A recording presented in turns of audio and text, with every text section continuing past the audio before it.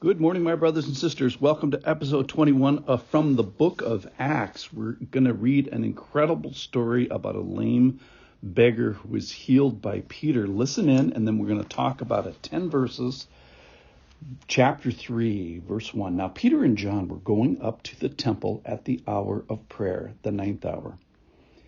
And a man, lame from birth, was being carried, whom they daily laid at the gate of the temple that is called the Beautiful Gate, to ask alms of those entering the temple.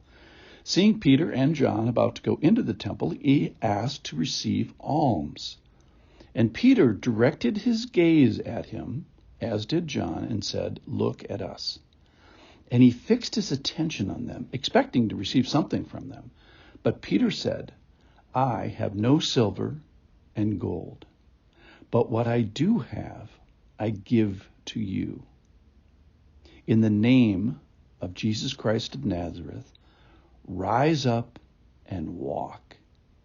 And he took him by the right hand and raised him up, and immediately his feet and ankles were made strong. And leaping up, he stood and began to walk and entered the temple with them, walking and leaping and praising God.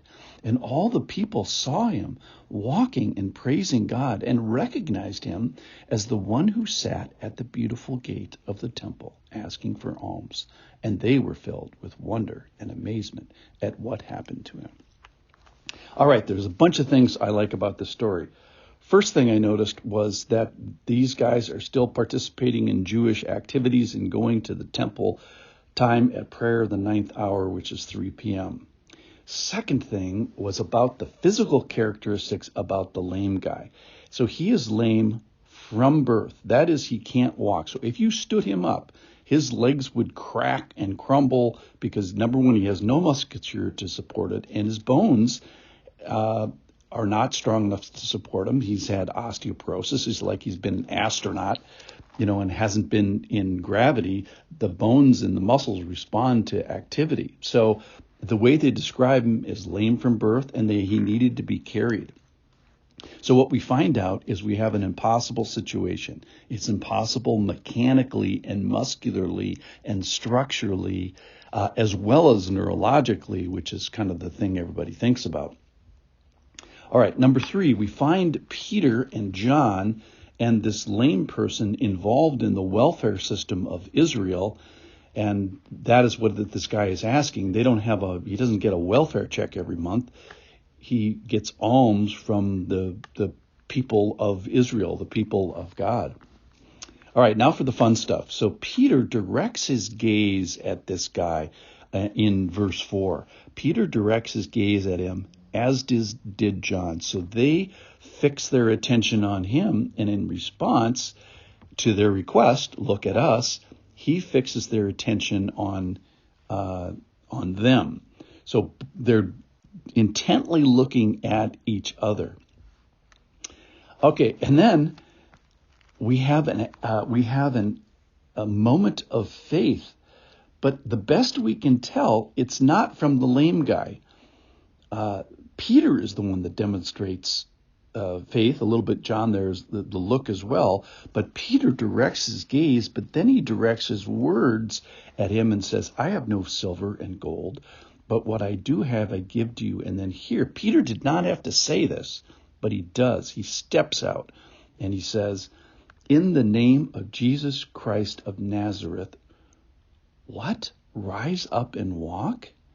Like, where did Peter get this in his head? Well, here's the thing, is we have a demonstration here of an apostolic miracle. Now, let's not just take this for granted. This is a new thing. In the history of the Bible, people that have participated in divine healings, that is real healings, documented healings, you can sort of like can't count them on a couple of hands. You have Elijah healing, being involved in Naaman's healing, or Elijah raising a guy from the dead, or the miracles of Moses. My point is that when people do miracles, non-Jesus people do miracles, it's an unusual thing. And here we have Peter saying what the miracle is going to be before he actually sees it. So he claims the miracle, rise up and walk.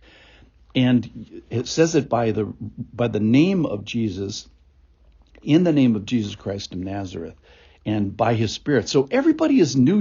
Obviously the lame guy is new to this, but let's not forget, I think the biggest act of faith is by Peter here, that he sees him, he connects with him based on the money thing. Hey, give me some money. And Peter says, no, I don't have money.